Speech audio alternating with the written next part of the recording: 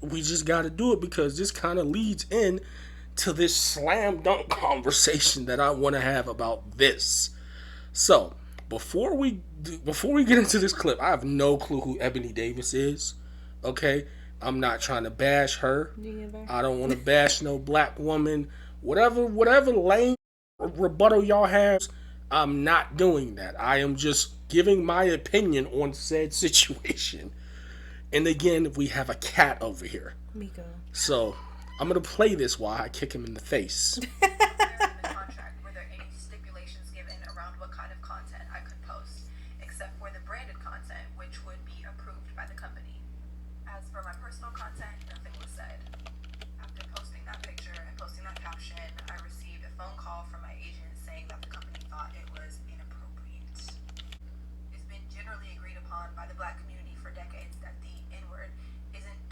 It's a term of endearment. And that brings us to the photo. Yet again, when I look at this picture, I see playfulness. I see a black girl living her best life, having fun. There's nothing inappropriate about it to me, especially not in the world we live in today. For centuries, black women's bodies have been scrutinized, they've been picked apart, they've been deemed unworthy, they've been deemed inappropriate, and this is yet again an extension of that rhetoric. It's the hypersexualization of the black female body which has led to this very conversation. Alright, I think we've heard a lot. She said a lot of big words that we like to use nowadays. I'm sorry, she did though. Do you understand what's going on? We talked about it in pre-pro. Yeah. Alright, so long story short, let's go ahead and pull this up. Social media star, influencer, Ebonee Davis. She had a brand deal that didn't have any stipulations regarding the content she posts outside of the brand that she would be pushing on her platform. Long story short, she posted a picture in a outfit to where you can see her ass cheeks. Okay, I don't know what it's called, but you can see her ass cheeks, and I don't know what that is either. The caption of the picture said, "My nigga did this," or something like that.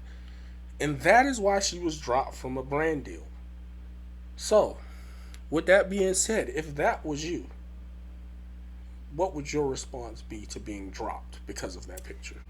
When you're in a certain light, I feel like you have to be presentable. And I feel like that picture is definitely not presentable. It's not professional. Even though it is outside of her, brand deal, I still feel like people are gonna look at her socials. Do you know what I mean? Like, as far as professionalism goes, and a lot of companies do that nowadays. So I don't think that was a picture that should have been posted. Now, if let's keep it real, okay? If you are a social media influencer and you get to the bag by your fans support you, do what you doing. Right. You know what I'm saying? But if, like y'all say, if you going to these white folks to get their money, you have to abide by the mainstream rules. Yep. Number one, I don't think, just, you have to understand, and I don't want to say it like this because I'm not no social media guru, but when you working with a brand, they might repost you. Mm-hmm. You know what I'm saying? They probably not going to post that picture, but they might repost you, so that's going to drive their audience to your page. And since you are a spokesperson for that brand, you kind of have to align with the branding of that brand, like whatever style of branding. If it's PC, if it's a little bit more wide open, you kind of have to abide to that. It's kind of like having a job, okay? Yeah, exactly. If you don't want to abide by that, and that makes you feel like you're not being your complete self, you can't do it. But we can't sit here and pick and choose and try to change the rules on things. I've been seeing a lot of people trying to change the rules of professionalism and try to make it seem like niggas don't be acting a fool in places that they should be acting proper. Mm-hmm. Okay? I understand what people say when they talk about weaponizing black women's bodies, and we know what's going on. But I don't think that's what this was. I don't think so You, either. bruh, this is my thing. You should be cool if you're working with somebody. If you're working at a job, this is how I treat it. I'm not saying nothing to nobody or nothing around anybody that I wouldn't feel comfortable with them saying to me. Mm-hmm. So my nigga did this. You just locked in with them. You became a brand ambassador. Your account for however long that contract is. You locked in with them.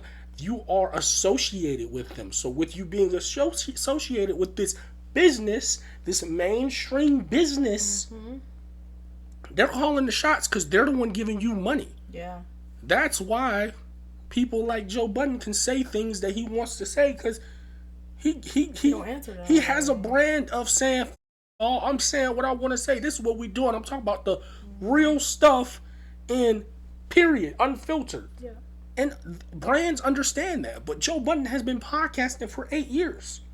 You can do that. Yeah. He probably has the capital to say, just like us with our podcast. I pay for this podcast. I'm not looking for no promoters right now, because I don't want to have to say, I don't want to have to be somebody that I'm not.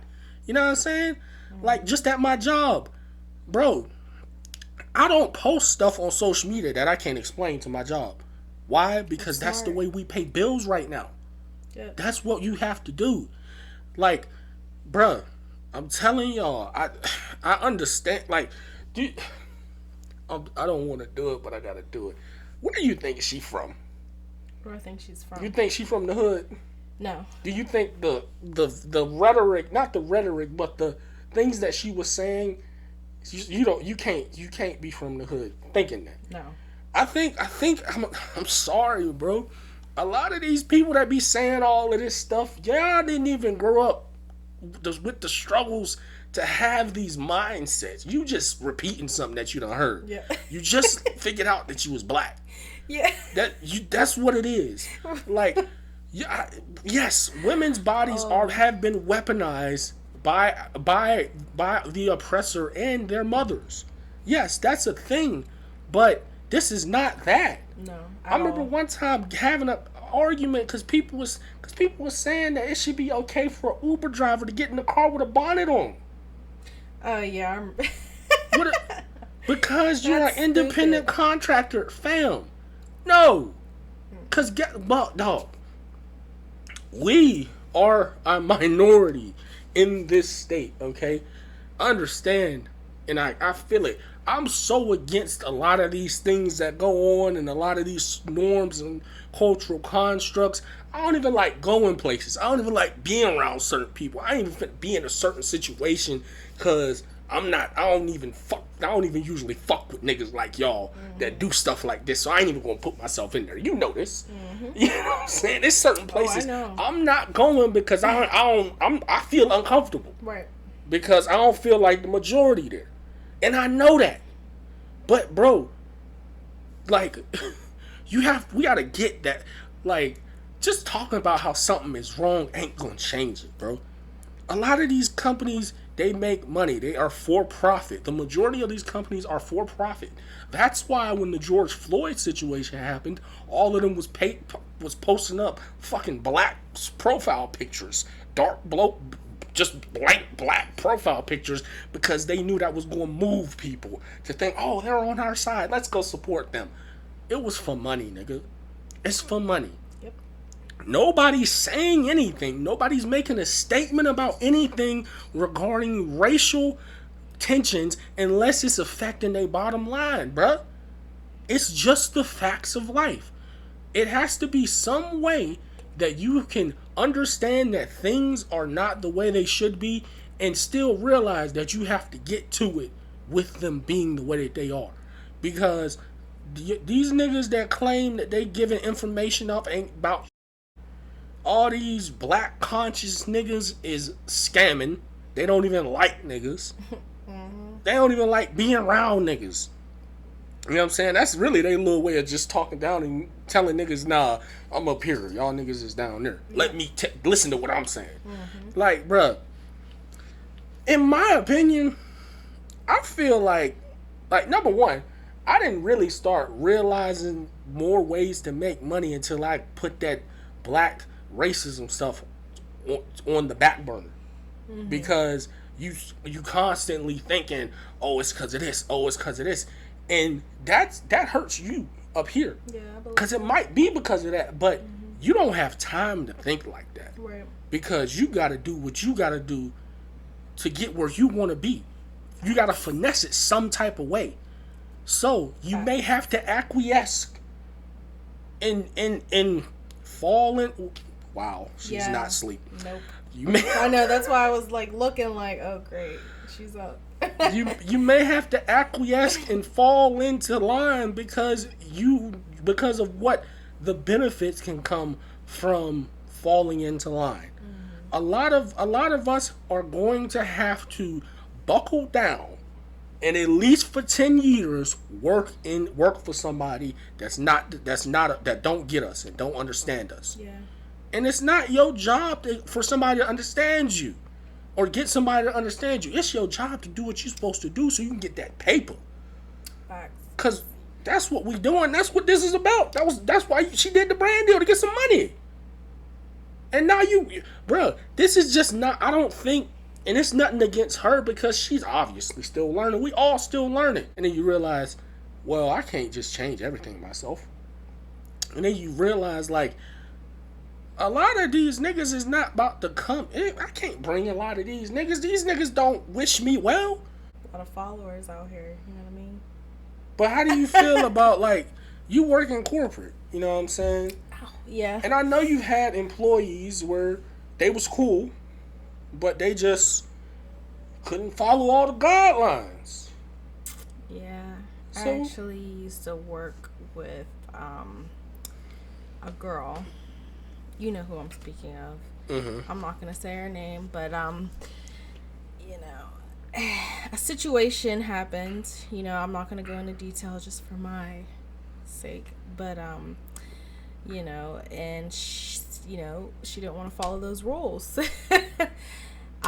You know, and she made the decision, you know, to leave, but because she didn't want to follow the rules that were being told. But it's like when you're, like you said, when you're working for somebody, you have to abide by their, you know, how they want things, how their rules are. You know, we have to follow what it is, you know. I mean, it's not no way around it, man. Yeah, gotta do what you gotta, like you said, you gotta do what you gotta do. You gotta do what you gotta do to survive. We're in a world where, you know, you gotta work to survive. So, you know, if you're working for somebody, you know, you have to know, and that's no matter where you work, it doesn't matter. You gotta do what you gotta do to pay bills. It is what it is. Like with for example, the YouTube channel. Mm-hmm. Somebody commented the other day that, you know, let's just bring back the Umar stuff, bro, honestly. And I can't be mad though, because that's what I made this channel for. The first content that I put on this channel was Umar Johnson compilations. I unprivated. I published back all the videos to kind of get more traffic so that people could pick up on the newer clips that were posted on there. Mm-hmm. And the videos are not doing like the Umar videos are. And I would be a fool to think that they would. Because that's not what the audience came here for. Right. It's just like people do content. Maybe they love to create it. Maybe they like getting money. Whatever. Maybe they think it's helping people. People watch you for a reason. Mm-hmm. And people was watching me to watch Umar compilations. Mm-hmm. I can't be mad at that. It's an uphill battle from here to switch the channel over. But that was my decision, and you have to know what you're getting yourself into. Right. I think a lot of us just be thinking so much, oh, I need this, and this needs to work out for me, and this should be this, and this has to be like this. That's not like, bro, you have to carve out what you want to do. It's not just gonna be a perfect replica for you. Like, fam, even with my career and, changing and learning new stuff and, just going into a whole new thing, I gotta advocate for myself. Yep. You know what I'm saying? Because it's too much money being made. People got Facts. too much stuff to do. Stuff get missed. Yeah.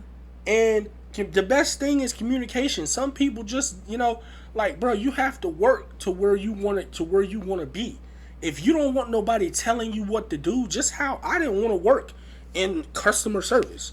I took a 2-year pay cut, literally damn near cut my income in half, and my income was steadily going up as I was doing customer service. I said, no, I'm not doing none of that because I just don't like how this makes me feel. Right. And that came with a sacrifice. Less money, so I had to figure that out. It wasn't nobody's fault that I did that. It wasn't on nobody. Bruh, yeah, I might have been treated bad at places, but it happened. This is what these companies do. These companies, they do what they want to do because they know that you need them. Mm-hmm. So you have to weigh it. You got to weigh it out. There's so many people I see, they be giving up on stuff, and it's like, because it's not how they want it. Bro, you don't own this. Mm-hmm. You don't own this to call the shots and talk about how you want something to be. Yes, you can make suggestions about things and say this is not right based on, what you guys said you guys accepted or whatever the fact. But it's on them to change it. It's their stuff. You can't, bro, you can't come into my house and go on and take the remote and eat and drink our drink and smoke our smoke. You can't come into my house doing that. So why do you think you want to come into a business doing that? Right. Like, dog, if you don't want to deal with that, you gotta work harder. Yeah. And work for yourself. And that's gonna be 10 times harder. So if that's what you're willing to do it. Yeah. But this fairy tale of everything, this should be this and should be this,